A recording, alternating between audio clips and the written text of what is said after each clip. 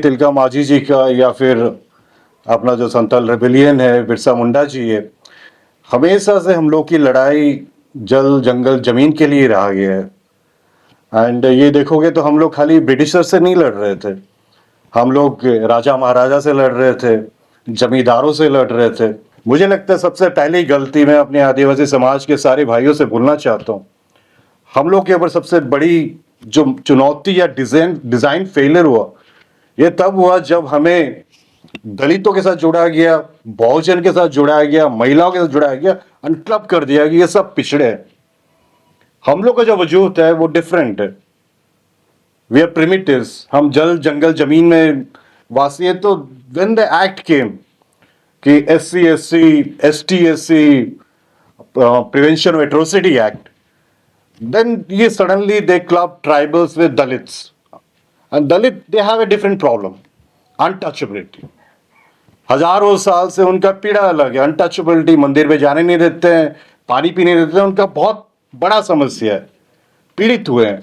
And इसीलिए आप देखोगे Dalit they suddenly get united when कोई इशू आता है, तो सारे दलित एक साथ वोटिंग भी करते हैं, लड़ते भी है, सड़क पे उतरते हैं। आदिवासियों का we are 750 plus tribes, and अभी मोदी सरकार 10 साल में जो भी दरखास्त है सबको आदिवासी बना दिए हैं। एंड एक बिल ऐसा भी था जिसमें पार्लियामेंट मैंने हिस्सा लिया था, बोले इस ये लोग हिमाचल के आई थिंक कोई ट्राइब है, इतने बंदे जो आदिवासी बनना चाहते हैं, आप आदिवासी का उनको राइट्स दिए, जो बनना नहीं चाहते वो SC है। ये पार्लियामेंट रिकॉर्ड्स में है। माने ये पूरा डिजाइन फेलियर। एंड मतलब ये सरकार एंड उड़ीसा के सरकार नवीन पटनायक जी, ही सेंड 170 और tribes to be listed as scheduled tribes. जो गया उनके पास दरखास्त लिखा, सर आदिवासी बना दो, लिख दिए। एंड उसमें से कई सारे को 70 के आसपास ये मोदी जी ने आदिवासी की मान्यता दी है। तो we are diluting the whole thing. And मेरा ये है कि 750 ट्राइब्स, एंड मैं पहले समझने की कोशिश किया क्या चीज़ है, तो हर चीज़ आता है जल, जंगल, जमीन, जल, जंगल, जमीन। एंड आप देखोगे कांग्रेस की सरकार ने बार बार ये ट्राई किया, आपका जंगल अधिकार का कानून हो, पेशा हो, आपका जो 6th शेड्यूल हो, 5th शेड्यूल हो, ऑटोनोमस डिस्ट्रिक्ट काउंसिल्स हो, हर जगह पे जो गवर्नेंस मॉडल है, we try to give rights to the people.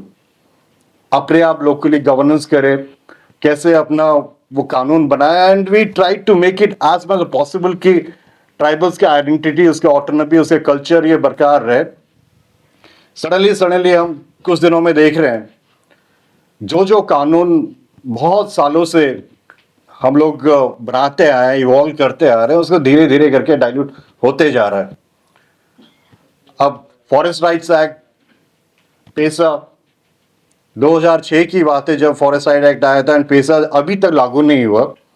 And बहुत दुख की बात है, हमारी राष्ट्रपति महामहिम आदिवासी है, उड़ीसा के मुख्यमंत्री आदिवासी है, मोहन चरण मांझी जी।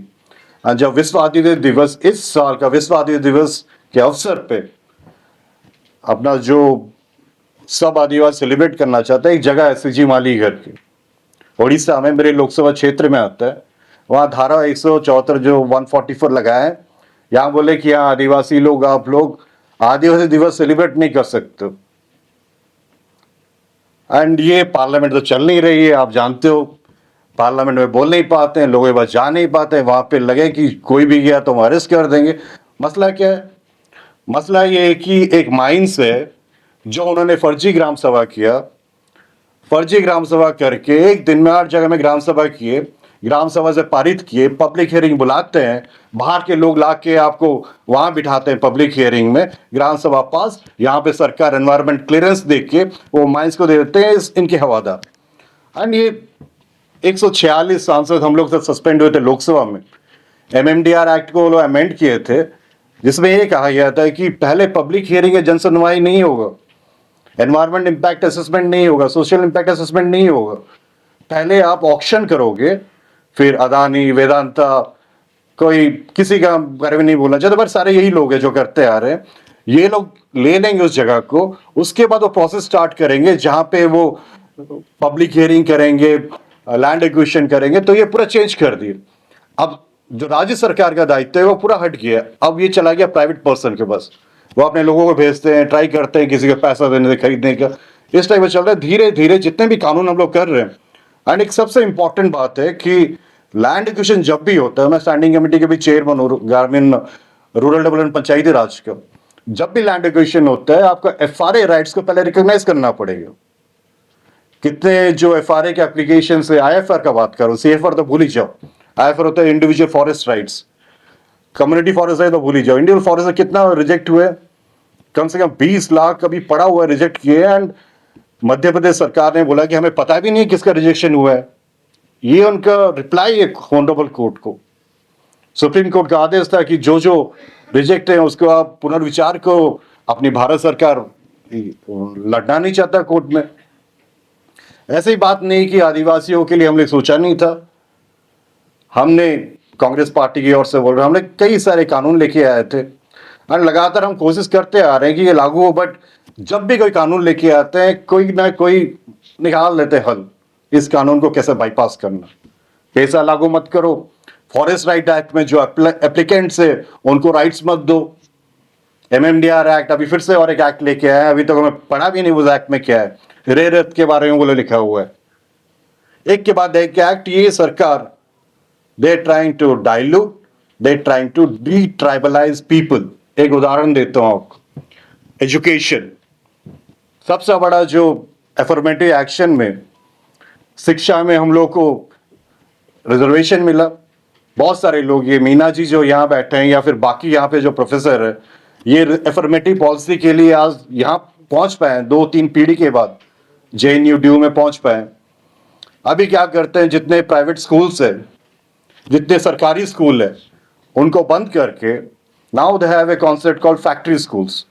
फैक्ट्री स्कूल क्या होता है, आपके जो गांव के बच्चे 400 किलोमीटर दूर एक प्राइवेट स्कूल में सेंट्रल गवर्नमेंट के एड से पढ़ाई करेंगे। सारे आदिवासी उठाते हैं, एसपी कलेक्टर को देते हैं दायित्व, you pick 100 people, 100 children from this district, हर जिला से उठाते हैं। वो लोग रेजिडेंशियल स्कूल आदिवासियों का दूर 400-500 किलोमीटर, उड़ीसा में है, झारखंड में हर जगह है, 500 किलोमीटर दूर वहां पे पढ़ाई के लिए भेजा जाता है।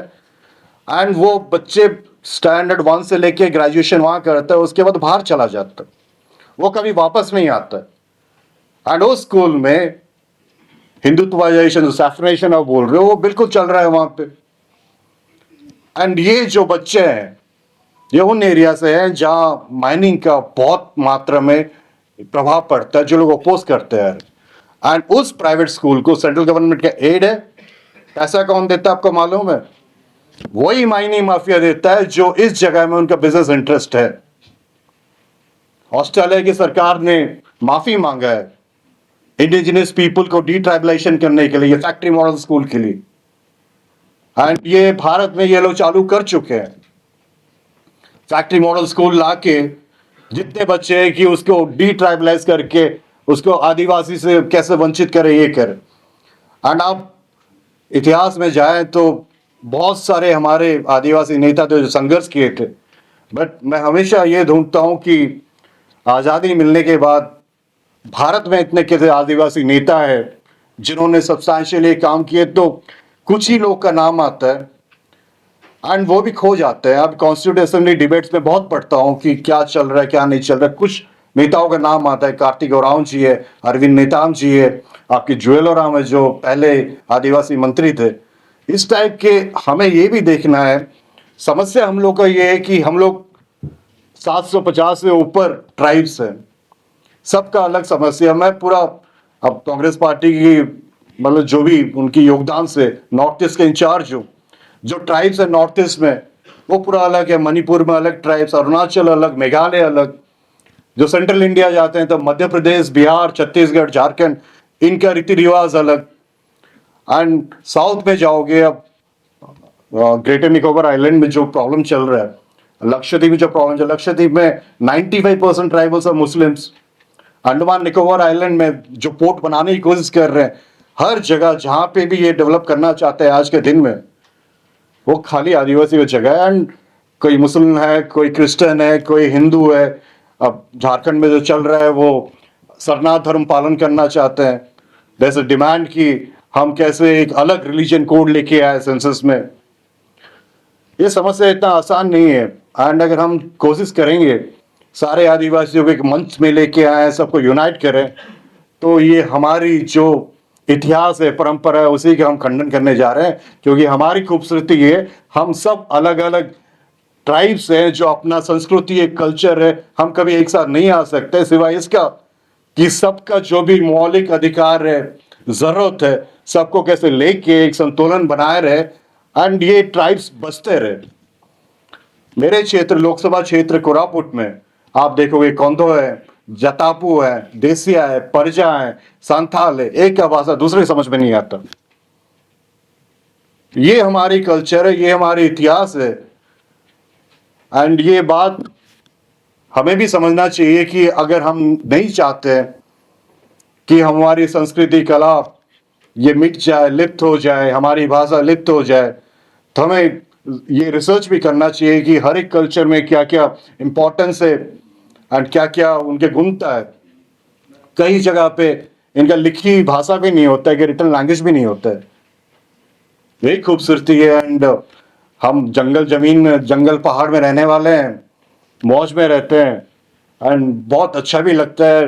तो इसलिए ये सब जगह में अगर यहाँ पे भी पूछूंगा आप में से कितने आदिवासी है, मुझे नहीं लगता है कि 50% ज्यादा आदिवासी होंगे आप लोग यहाँ पे। क्योंकि आदिवासी जो होता है वो अपने गांव में रहना ही पसंद करता है। हम अमेरिका गए थे, वापस आ गए, रह नहीं पाए। क्योंकि जब पैदा हुआ था माथे में आर लेके पैदा हुआ था, रिजर्व। देख रहे कि आदिवासी आ गया, हम तो मेन स्ट्रीम में घुस गए, रिजर्वेशन के बिना भी घुसे थे, स्कूल के टॉपर थे, बट हमेशा आर का सिंबल माथा में ही रहता है।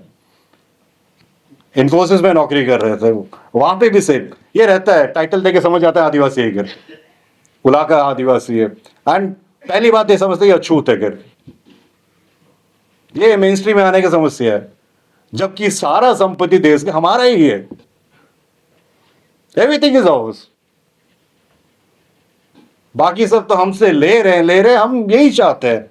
डेवलपमेंट के खिलाफ नहीं है हम लोग, जो कानून है उसको तो पालन करो। अभी कल की बात है, एक बिल लेके आए सरकार, जो 30 दिन तक कोई भी मुख्यमंत्री, प्रधानमंत्री तो कभी होंगे नहीं मोदी जी तो उससे परे हैं। मुख्यमंत्री, प्रधानमंत्री, मंत्री कोई भी 30 दिन तक जेल में है, 31वें दिन में वो गायब हो जाएगा। ये किस पे अटैक कर रहे हैं? हेमंत सोरेन जी पे कर रहे हैं। हरा नहीं सकते झारखंड में हम लोग को, कर रहे हैं 30 दिन तक। आप कोई भी एसएचओ, ईडी तो उनका है, बेल ही नहीं मिलता ईडी में। पता नहीं ये क्या कानून है, हम ही लोग बनाए थे शायद ऐसा कानून है, किसी को बेल ही नहीं मिलता। स्टार्ट किए थे, पर उसके बाद ये लोग भाजपा वाले देखे, समझ में नहीं आता कि ईडी क्या है। Didn't bring it down. I got corrected. But अजीब सा कानून है। और किसको अरेस्ट किया? हमारे बेचारे छत्तीसगढ़ के एक गरीब मंत्री कवासी लखमा, उसे घर में देखोगे तो मुर्गी के अलावा कुछ नहीं है। आप पढ़ो कवासी लखमा कौन है। सुकमा के हैं, विधायक है, शराब मंत्री थे वो, उनको पढ़ना लिखना में ज्यादा आता नहीं, कुछ लेना देना नहीं है। उसे घर पे रेट पड़ा, मैं पूछा क्या मिला, क्या मिलेगा, बकरी है, मुर्गी है, उसके अलावा कुछ मिला ही नहीं है। सामने लेके भी नहीं आ रहे क्या मिला। वो बेचारे 6 महीने से जेल में, वो ईडी के चक्कर में। हमें एक दूसरे के लिए लड़ना पड़ेगा। एंड जब तक हम सब एक साथ नहीं आएंगे, ये चैलेंजेस के बावजूद, हमारे डिजाइन के बावजूद हम सब एक साथ नहीं आएंगे, तो ये डिट्राइबलेशन का जो इनका फंडा है, ये धीरे धीरे करके लागू कर रहे हैं। जल जंगल जमीन से हमें बेदखल कर रहे हैं, हमारी गांव से उठा के हमें प्राइवेट स्कूल्स में डाल रहे हैं। रिजर्वेशन तो अभी जितना सरकारी इंस्टीट्यूट है सबको प्राइवेटाइज कर रहे हैं। रिजर्वेशन रहेगा का? सब प्राइवेट हो जाए, रिजर्वेशन रहेगा का? जो हमें 1947 में मिला था रिजर्वेशन, आज के दिन में भी दुख की बात है जुडिशरी में एक भी आदिवासी नहीं है। कोई चीफ जस्टिस में सुना नहीं। एंड बहुत मुश्किल से एक महामहिम राष्ट्रपति हुई है आदिवासी। हम बहुत खुश है, गर्व है उनके लिए, बट उन्हें भी आवाज उठानी चाहिए। उनको भी आवाज उठानी चाहिए कि आदिवासी समाज पे क्या चल रहा है। जब टाइगर्स की गिनती कम हो गई तब टाइगर का एक सेंसस निकाला कि टाइगर की आबादी कैसे बढ़ाई जाए करके, टाइगर तो बच गए, बट अभी क्या हो रहा है, वो टाइगर रिजर्व के नाम पे आदिवासी बेदखल हो रहे हैं। मतलब इस सरकार को जानवरों से ज्यादा, आदिवासी से ज्यादा जानवरों को प्यार है। कभी पढ़िएगा टाइगर रिजर्व में क्या हो रहा है आज के दिन में। कभी बोलता है कि इट्स ऑल वॉलंटरी, एक भी वॉलंटरी नहीं है, एंड उसमें लैंड एक्विजिशन एक्ट भी अप्लाई नहीं करता है। ऐसे कई सारे उदाहरण है, एंड ये तो शुरुआत है। हमें लड़ाई लड़ना है, पहले भी लड़े थे गोरों से, अब लड़ना पड़ेगा चोरों से।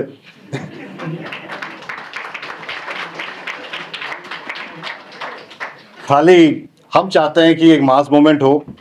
हमारी जो संस्कृति है, हमारे जो डिफरेंट ट्राइब्स है, नॉर्थ ईस्ट से लेके सेंट्रल इंडिया से लेके अपने लक्षद्वीप, अंडमान निकोबार, हर जगह पे आदिवासी भरे पड़े हुए हैं एंड जो कि पीड़ित है। एंड हम हमेशा सोचने की कोशिश किए हैं कि इनको कैसे एक लाख के हम आगे बढ़ाएं। बट मैं कभी भी जाता हूँ कोई भी आदिवासी क्षेत्र में, कई राज्यों में, पूछता हूँ कि आपका लीडर कौन है, कोई लीडर का नाम नहीं जानते, एक खाली इंदिरा गांधी को छोड़ के। ये कॉमन चीज में देखा हूँ, आदिवासी के नेता इंदिरा गांधी थे, उसके अलावा ना किसी का नाम नहीं लेते हैं। कहीं पे बिरसा मुंडा जी का लेते हैं, बहुत लिमिटेड है, कहीं पे शहीद लक्ष्मण नायक का लेते हैं, कुछ कुछ जगह है, बट यूनिवर्सली भारत का आदिवासी नेता कौन है आज तक कोई नहीं बोल पाएगा। वो जगह खाली है, और मुझे लगता है आप ही के बीच में कोई उस जगह को भरना पड़ेगा, जो कि हम आदिवासी के बाद आगे लेके जा पाएगा। ये बोल के फिर से जितेंद्र मीना जी का बहुत बहुत धन्यवाद देना चाहता हूँ। आज हमारा सदन खत्म हो गया तो हमें निकलना पड़ेगा, लेकिन हम चाहते थे कि यहाँ आए, इसलिए आए। एंड ऐसी सभाएं आप आगे भी कीजिएगा। एंड हम चाहते हैं कि ट्राइबल्स के लिए और जागरूक कैसे लेके आए, कानून को और कैसे मजबूत कर पाए, उनको कैसे और एजुकेट कर पाए। बहुत सारे आदिवासी जैसे जुडिशरी में है, लेजिस्लेटिव में है, रिजर्वेशन तो है लेजिस्लेशन में, लेकिन कैसे और सशक्त बन पाए उसके लिए प्रयास करना चाहिए। आप सबका बहुत बहुत धन्यवाद।